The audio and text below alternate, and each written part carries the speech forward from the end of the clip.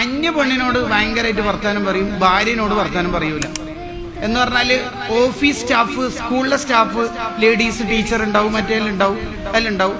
Office staff ഗൾഫിലൊക്കെ ആണെങ്കിൽ ladies ഉണ്ടാവും.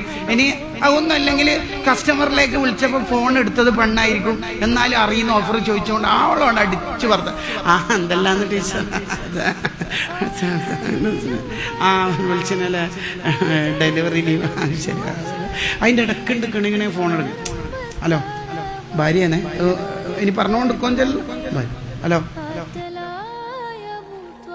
ഇടാ വിളിക്കണ്ട മറ്റേ ഡ്യൂട്ടി സമിതി ശൈത്താനാണ്.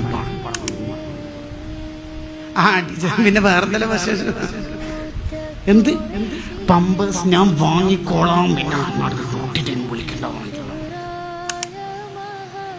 ഇത് ചിരിക്കുന്നുണ്ടാവുകയായിരിക്കും ചെറുപ്പക്കാർക്ക് മാത്രം ഉള്ളതാണ്. അല്ല, ചില പ്രായമുള്ളവർക്ക് ഈ അസുഖം കാണാം. പറമ്പിൽ പണിയെടുക്കുന്ന പെണ്ണുങ്ങന്മാരോട് ആ പണിക്കാർക്ക് എന്തെല്ലാം കുറേ അല്ല കണ്ടിട്ട് അപ്പൊ വെക്കുന്ന ഭാര്യന്റെ വിളിയ എന്ത്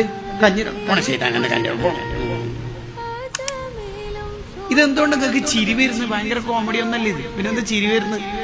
ഇത് ഉസ്താദ് ഇത് എന്നെ പറ്റിയിട്ട് ആരോ ഉസ്താദിനോട് പറഞ്ഞു കൊടുത്തിനുള്ള തോന്നലുണ്ട്.